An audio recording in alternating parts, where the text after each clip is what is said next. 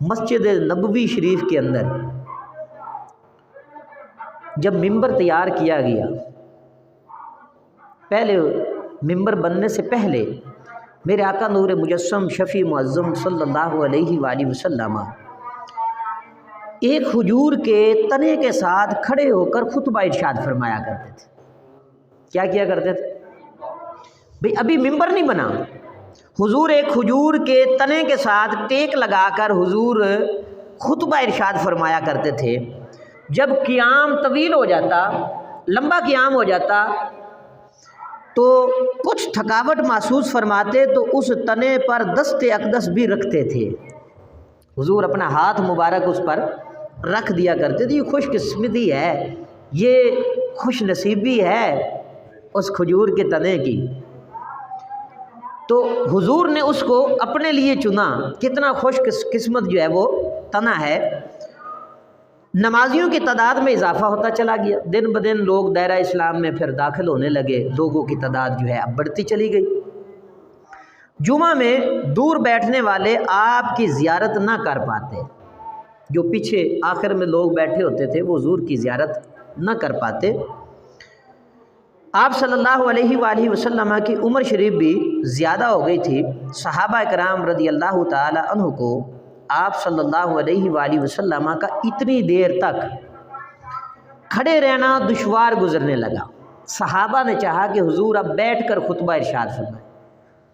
پہلے حضور کھڑے ہو کر خطبہ دیا کرتے تھے، اور کھڑے ہو کر خطبہ دینا یہ بھی حضور کی سنت ہے، بیٹھ کر خطبہ دینا یہ بھی سرکار کی سنت ہے۔ دونوں یہ حضور کی سنتیں ہیں، ان سے انکار نہیں کیا جا سکتا۔ آقا علیہ الصلوۃ والسلام کے کھڑا ہونے کو صحابہ نے دشوار محسوس کیا۔ انہوں نے ممبر تیار کرنے کا سوچا۔ عرض کرنے پر آپ صلی اللہ علیہ وآلہ وسلم نے بھی اس رائے کو پسند کیا۔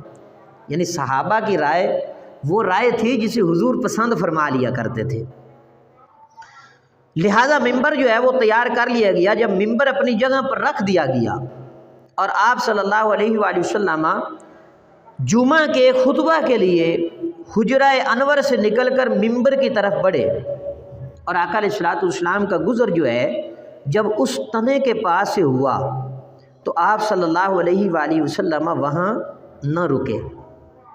اب جو تنا لگا ہوا تھا زمین میں گاڑا ہوا تھا، حضور جب اس تنے کے پاس سے گزرے اور حضور اس کے پاس نہ رکے اور ممبر پر حضور جلوہ افروز ہوئے، تنے نے چیخ و پکار شروع کر دی۔ بھئی ایک تنا جس کو کاٹ دیا گیا، جس کی شاخیں موجود نہیں ہیں، اس کو کاٹ دیا گیا اور وہ سوکھا کھڑا ہے۔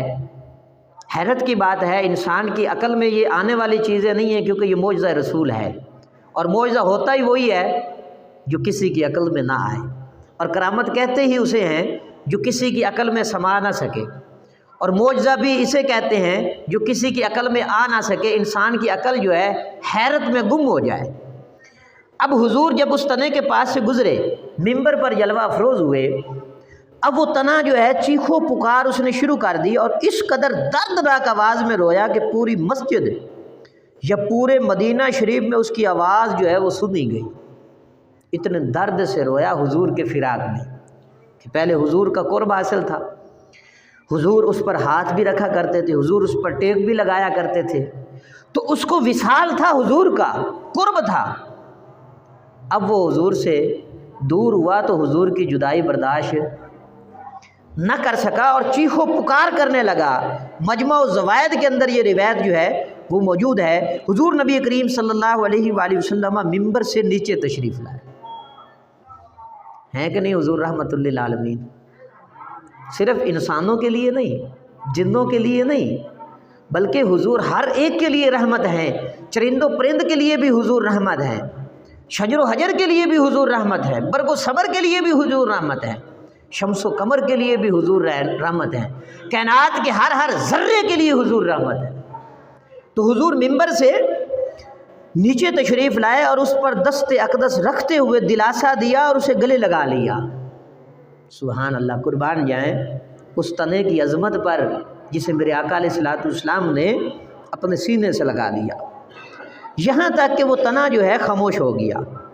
پھر آپ صلی اللہ علیہ وآلہ وسلم نے بے جان تنے سے گفتگو کی،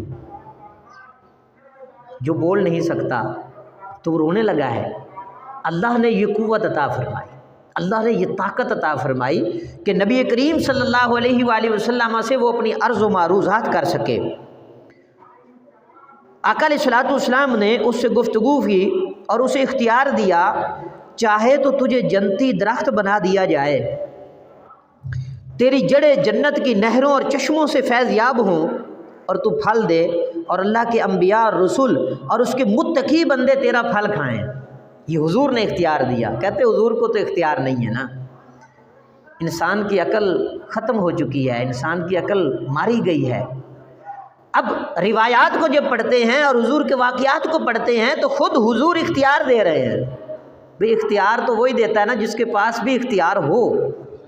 تو حضور نے تنے کو اختیار دیا اور فرمایا کہ اگر تو چاہتا ہے کہ یہاں دنیا میں رہے، پہلے سوکھا تھا اب تو ہرا ہو جائے گا، تجھے پھل لگنے لگ جائیں گے اور تجھے جنتی درخت بنا دیا جائے گا، انبیاء رسول متقی پرہیزگار لوگ جو ہیں وہ تیرے پھل کھایا کریں گے، تجھے دنیا کا پھلدار بھی درخت بنا دیا جائے گا اور اہل ایمان تیرا پھل کھائیں گے، یوں کہ تجھے باغ میں لوٹا دیا جائے گا، شوق میں رونے والے تنے نے جنتی ہونا پسند کیا۔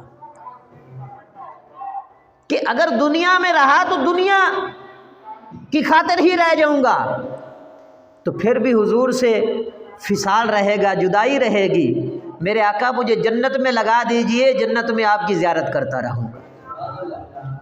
کتنی عظمت اور شان والا یہ تنا ہے جسے حضور کا قرب نصیب ہوا اور جسے صحبت نصیب ہوئی۔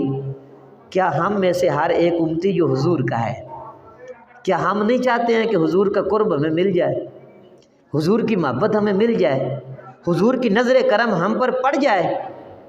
تو پھر اپنے آپ کو تنے کی طرح بہترین بنا لو، حضور کے احکامات پر چلنے لگ جاؤ، حضور کے اسوہ حسنہ کے مطابق زندگی بسر کرو، حضور کی تعلیمات کو اپنا معمول بنا لو، حضور کے بتائے ہوئے طریقوں کو اپنا لو اور آقا علیہ الصلوۃ والسلام کی تعلیمات پر تم چلنے لگ جاؤ تو یقیناً فلاح پا جاؤ گے۔ کوئی بھی عمل جو ہے وہ تمہارا ضائع نہیں جائے گا، جنت میں بھی اللہ بلند درجے عطا فرمائے گا۔